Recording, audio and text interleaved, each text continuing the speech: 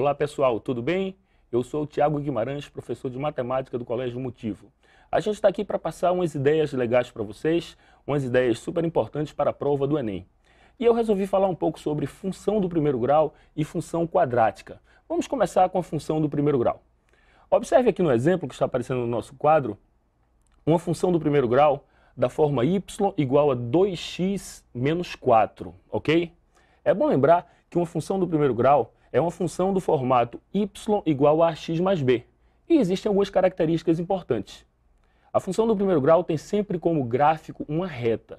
Essa reta pode ser crescente ou decrescente. Essa definição acontece em função do a, que é aquele número que multiplica o x. No nosso exemplo, você pode perceber, a gente tem uma função do tipo y, como eu já falei, igual a 2x menos 4, portanto o a é positivo. Ok, legal. Até aqui tudo bem. Vamos falar sobre dois pontos muito importantes que estão indicados aqui na figura.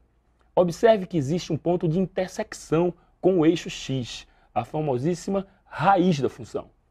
Essa raiz é calculada pegando a função e igualando a zero. Temos o y igual a zero em cima do eixo x. Pois bem, 2x menos 4 igual a zero, tirando o valor de x, teremos a raiz x igual a 2. E o outro ponto muito importante é justamente a intersecção com o eixo y, que a gente pode olhar para a função e, sem conta alguma, a gente já consegue enxergar o valor, que é justamente o termo independente. No nosso exemplo, y igual a menos 4. Portanto, com o ponto y igual a menos 4 e o ponto x igual a 2, a gente traça a reta. Lembrando que a reta que está aqui no nosso exemplo é de uma função, mais uma vez, crescente. Reforçando, o cara que multiplica o x, valor de a, o 2, é positivo, por isso a gente tem uma função crescente. Legal? Muito bem. Vamos agora ao segundo exemplo, que é justamente o gráfico de uma função quadrática, ok? Temos aqui um gráfico totalmente diferente, você já pode ver aqui na figura. Temos uma função quadrática cujo gráfico é uma parábola. A gente tem que falar um pouquinho sobre essa parábola, ok? Bom, de cara, uma informação muito importante que você não pode deixar de conhecer. A parábola pode ter a concavidade voltada para cima ou para baixo. Isto depende do valor do coeficiente do x ao quadrado. Não esqueça disto.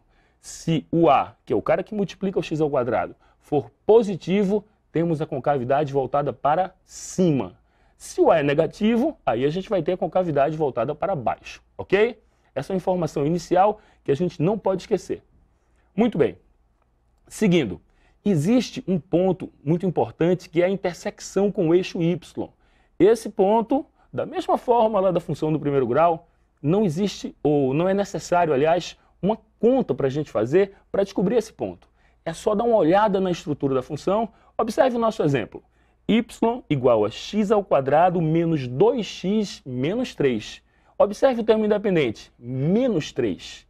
Este ponto, o ponto menos 3, é justamente o momento em que o gráfico intercepta o eixo vertical, o famoso eixo das ordenadas. Legal? Então, mais uma vez, a gente não precisa fazer conta alguma para encontrar a intersecção com o eixo y.